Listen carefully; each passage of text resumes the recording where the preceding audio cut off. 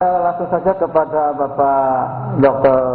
Sanuhu untuk memberikan konfirmasi apa yang tadi disampaikan. Itu 10 menit, Pak. Terima kasih. Jadi terima kasih atas penjelasan dari Pak Dr. Cahyadi. Jadi makin dijelaskan makin terang bahwa Pak Cahyadi ini adalah penganut ajaran Paulus, penyembah Kristus, Tuhan yang diciptakan Paulus untuk orang Kristen. Jadi di sini beliau mengatakan bahwa anak Allah ada di dalam Al-Quran, ya. Tetapi sebelumnya saya ingin menjelaskan siapa anak Allah versi Paulus ini, ya kan? Marilah kita lihat dulu kepada Paul Philip.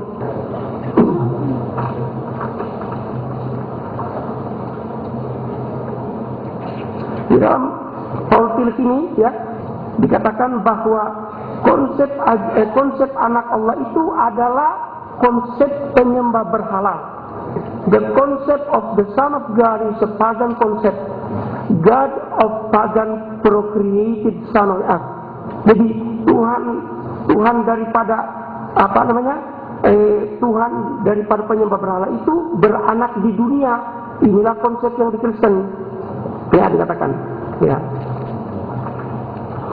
Nah, bagaimana konsep ini sehingga Tuhan itu punya anak?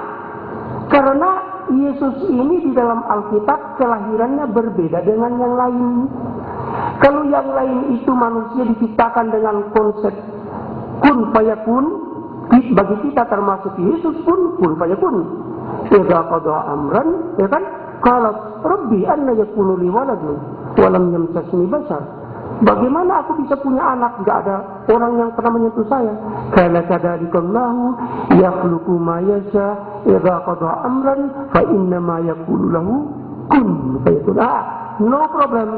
Kalau Allah menghendaki sesuatu, tinggal mengatakan jadi maka jadilah. Bagaimana konsep dalam Kristen tentang kelahiran Nabi Isa? Silakan buka Lukas pasal 1 ayat 35. And the power of the Most High come and overshadow thee, so that the one who will be born will be called Holy, the Son of God. Bagaimana caranya? Roh Kudus Tuhan yang Maha Tinggi akan turun menaungi Bunda Maria, menghamili Bunda Maria. Oleh sebab itu, maka hamillah Bunda Maria. Oleh karena dihamili oleh Allah, sehingga anak yang lahir ini disebut kudus anak Allah. Makanya di dalam Kristen, di dalam Yohanes pasal 3 ayat 16, For God so loved the world that He gave His only begotten Son. Karena begitu kasihnya Allah kepada dunia ini, sehingga Dia memberikan anaknya yang tunggal, anaknya yang karena Dia menghamili Bunda Maria. Na'udzubillah min dzalik. Ini tidak bisa Pak, ini paham penyembah berhala. Plato, ya, itu Ruhul Kudus, ya, ketika berpacaran dengan Paraksion, ya, ketika Arus, ini Platonis, ketika Arus berpacaran dengan Paraksion, maka ketika Arus mau mendekati Paraksion, Ruhul Kudus Allah Tuhannya Plato datang, jangan kamu sentuh-sentuh itu, saya sudah hamili. Persis sama dengan cerita dalam Injil Lukas dan Matius, begitu Pak. Nah, sehingga setelah lahir Plato, baru harus berhubungan dengan Paraksion.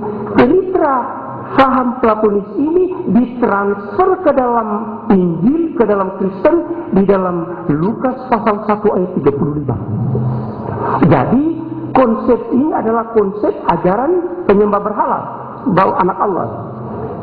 Ini dijelaskan dalam kitab Paul Philip, kemudian dalam Fredrickson. Ini di dalam Paula Fredrickson halaman 126. Ya. Son of God, ya. Son of God, in other words, is an ancient phrase native to Jewish tradition designated for human Messiah. Such a phrase signals the imitation relation between God and between God and the designer. Jadi ada anak Allah dalam Yahudi itu menjelaskan hubungan yang artinya dekat, anak Allah, kekasih Allah, tapi bukan anak seperti yang dijelaskan di dalam Matius pasal 1, Lukas pasal 1 ayat 35. Kemudian mengapa demikian anak Allah? Karena Kristen menginginkan mau melihat Allah itu anaknya itu berjalan-jalan di dunia. Saya perlihatkan di halaman 44. Ya. Di sini dikatakan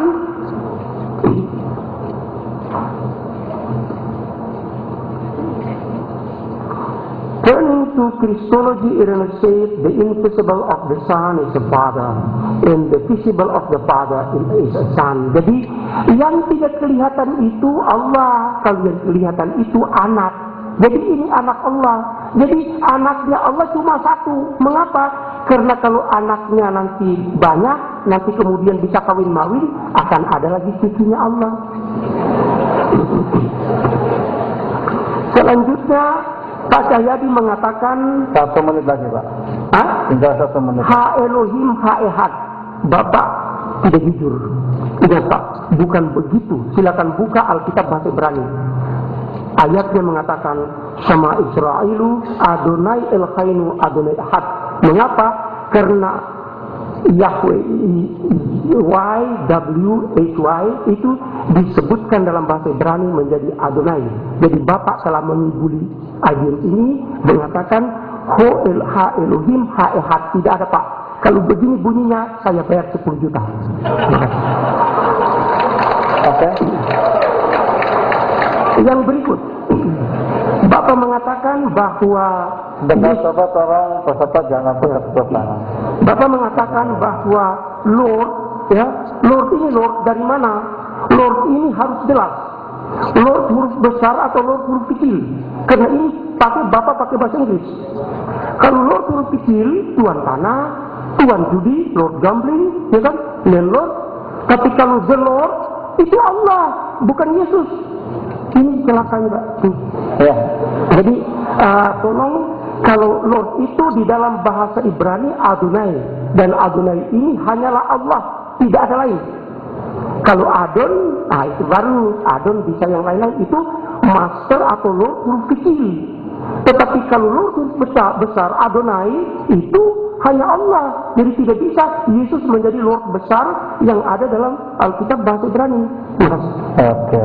Thank you very much buat dua peserta, dua pembicara ini.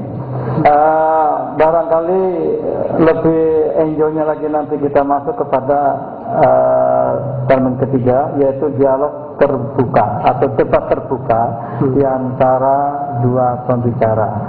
Nah, barangkali untuk supaya fresh begitu, kami persilakan untuk break sebentar, sekarang 2 menit lah, silakan. Kita masuk langsung kepada session ketiga, yaitu dialog terbuka atau debat terbuka. Oke, langsung saja kepada Bapak Pendeta. 1 menit dialog ini, Pak. Hanya nanti saya beri waktu paling tidak 1 menit bertanya, kemudian 3 menit menjawab. 1 menit bertanya, 3 menit menjawab. Nah, kami persilakan kepada pembicara dari Bapak Pendeta Cahyadi untuk bertanya kepada